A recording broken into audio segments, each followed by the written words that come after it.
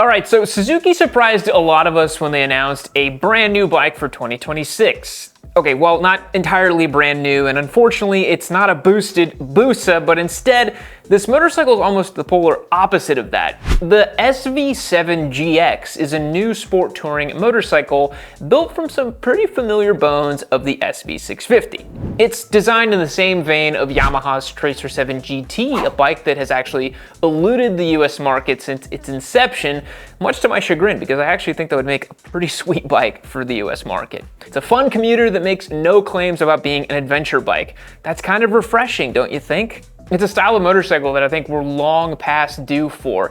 Something we've been talking about here on Yami Noob is that the sport touring bike might make a big comeback, and it's something that's usable, practical, and designed for real-world riders, not spec sheet warriors or off-road cosplayers. And while the formula makes perfect sense, it's a niche that is underserved here in the United States. In our opinion, if this is priced accordingly, the SV-7GX, it's kind of a bad name if I'm being honest, will be an interesting proposition in today's market. But there's still a lot of questions about what the motorcycle's value means for the future of Suzuki if they refuse to deviate from their current business strategy. So let's talk a little bit about this bike today and what it means. So the SV-7GX, I'm probably gonna just call it the GX going forward, is not a motorcycle I had on my bingo card this year. We kind of all thought the SV-650 was nearing its dutiful end, and this V-twin middleweight commuter bears much resemblance to that famed model, and it kind of felt a little out of left field.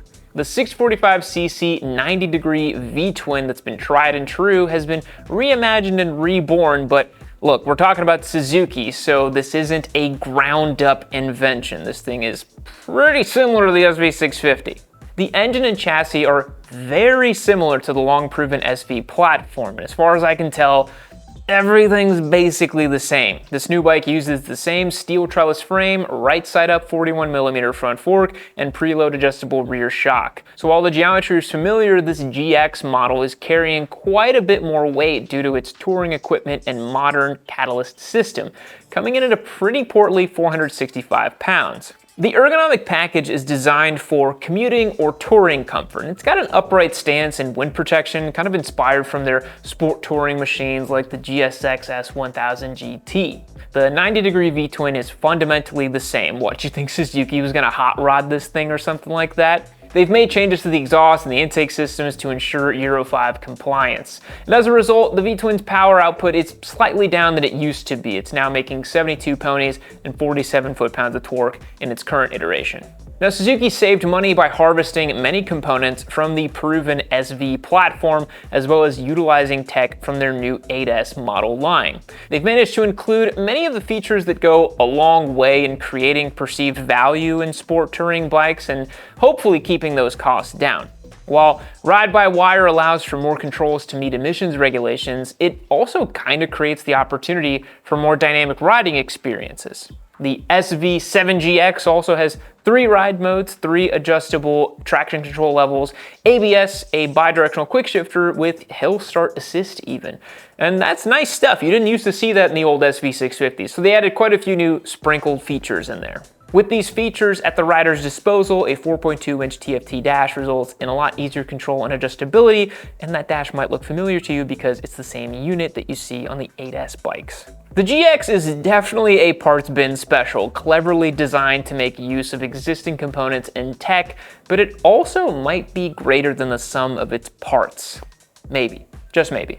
The middleweight sport touring segment is vastly underserved in the US. You have the Tracer 7 from Yamaha based on the MTO7 platform, and that's this bike's closest competitor, but at this point, I think we can guarantee it's never going to come to the United States.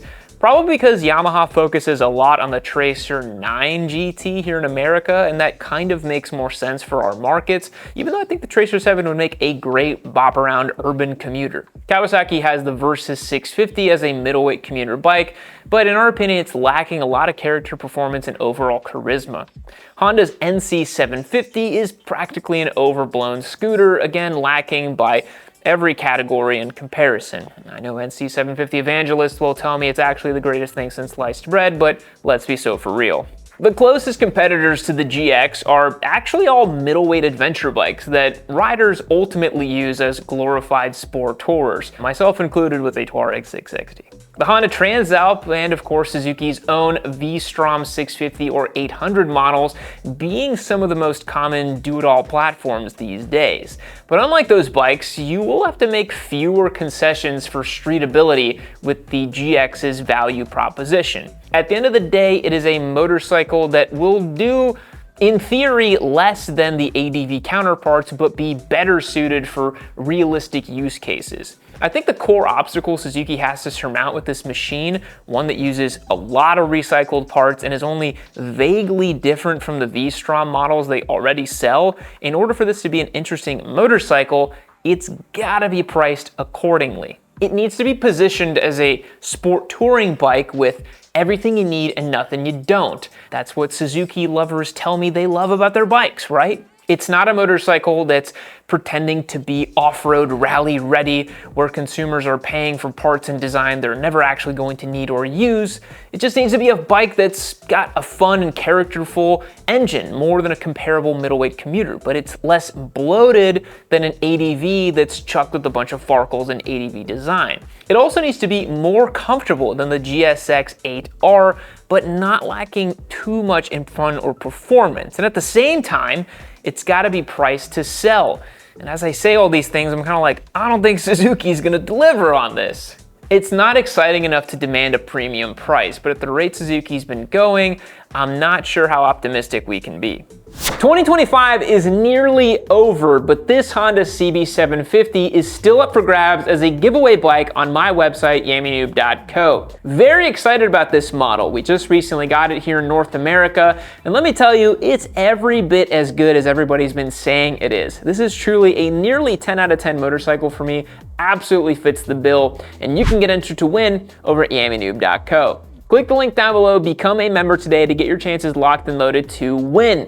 You're not gonna wanna miss this one. Make sure you join up and get entered to win. Suzuki has recently proven they have no qualms about building upon their revered platforms with limited innovation while simultaneously testing the spending limits of their most devoted customer base, those who seem to offer very little pushback against this current strategy. I mean, it's almost absurd, right? The Suzuki people absolutely creamed their jeans over the 8T and double T models that were just glorified, gussied up 8 models. I mean, it's crazy, right? Because as we've seen in the last few years, while companies like Honda are looking forward with boosted hypernakeds, Suzuki is still looking backwards. For the last 20 years, 2 decades, Suzuki has relied heavily on proven engine platforms. The brand new GSX-R 1000 utilizes the core foundation of the famed K5 Gixxer, which has been revamped not for more power, but to meet modern Euro 5 emission standards, and to ensure the Gixxer has a future in European markets. The DRZ 4S tells the same story, basically. It was heavily inspired by the 20-year-old DRZ engine, using core architecture with refined internals and fueling to meet emissions compliance to ensure it can be sold in Europe once more. In the last few years, Suzuki dropped their new 776cc parallel twin, and you can find that in the GSX 8S, 8R, and V-Strom 800 models. And a lot of people thought, finally, it's a new engine that feels like Suzuki was meeting the moment. They doubled down further with the aforementioned 8T and double T Neo Retro skins for their middleweight twins. And it was all but guaranteed, in my opinion, that its formidable 645cc V-twin was not long for this world. And look, why shouldn't it be sunset? This thing had a 26-year run of pioneering the middleweight sporty Japanese bike. Is it not well deserved of a retirement as it passes the baton, supplanted by a more modern, efficient, and modular parallel twin? Against the odds, this engine, the V-twin, appears to live on, not in an updated naked SV-650 because that would make no sense with the new 8S and 8R platforms, but in this GX Sport Touring model. Much like the GSX-R engine or the DRZ engine, the engine in the GX remains fundamentally the same as its predecessor. Identical bore and stroke, 4-valve cylinder heads, and now with a fly-by-wire throttle and changes to the intake and exhaust systems for reduced emissions output. And with these changes already put into production, will Suzuki breathe new life into the SV platform beyond the GX? Will the SV-650 once again be the de facto first or second bike for a majority of American riders, but now in a modern competitive package from the dealership instead of a well-worn and well-loved used bike from a marketplace? I think there maybe is a world where the 645cc V-twin engine lives alongside the 776cc parallel twin, not as a power or performance alternative, but something kind of like a heritage model. I mean, this isn't too dissimilar from what we're seeing with Honda, right? Honda makes a CB650 and a CB750.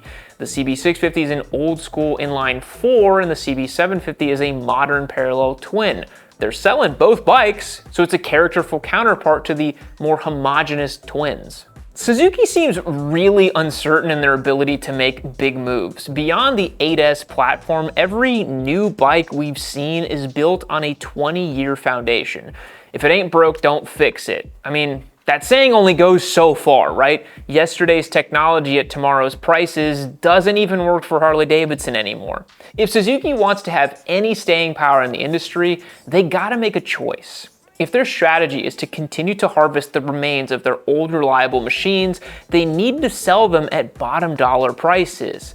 Maybe Suzuki will become kind of like Royal Enfield, not in their style, but in the way that they do business. You focus on a core heritage brand that was cemented decades ago, rely upon a handful of proven and versatile platforms, price them well below the competition, offer flashy paint schemes, and target a younger demographic. I think it could present a far more fruitful future for Suzuki than what they're doing now. Producing familiar machines with futurist pricing just doesn't really make a lot of sense, right? You gotta pick one or the other. And it's diametrically opposed to what we're seeing with Honda at the moment. You know, Honda is making big bets with boosted V3 platforms, eschewing their old conservative roots, showing the world that they want to be bold and making a splash. Suzuki is still playing it really, really safe. I think this SV-7GX is far more interesting as an idea than a motorcycle. On one hand, if priced appropriately, it could be just what American riders need and are looking for. A fun, comfortable sport touring commuter bike that puts all underwhelming middleweight commuters to shame. I mean, having a smaller displacement V-twin in a bike is really rare nowadays. The only other liquid-cooled V-twins that exist in sporty configurations come at exorbitant price points from Ducati. If this thing is priced really high, it can be yet another misstep that proves Suzuki doesn't fully understand what people are looking for in their motorcycles nowadays. Even the most yellow-pilled Suzuki stand can only be pushed so far. The Gixxer Thou and DRZ4S primed the powder keg, and maybe the SV-7GX will ignite the wick that blows Suzuki off the map for good. So, what do you guys think? Are you excited about this bike? Are you surprised that the 645cc V-twin continues on? Or are you one of the people that keep telling me that, yeah, they're still making the SV-650, it's still out there, even though the website says that the last model year was 2023 or something like that. You guys know it's about to be 2026, right? I think Suzuki people are a little bit stuck in the past. Maybe update your calendars here and there. Thanks so much for checking out today's video. I appreciate it. We'll catch you in the next one. See you later.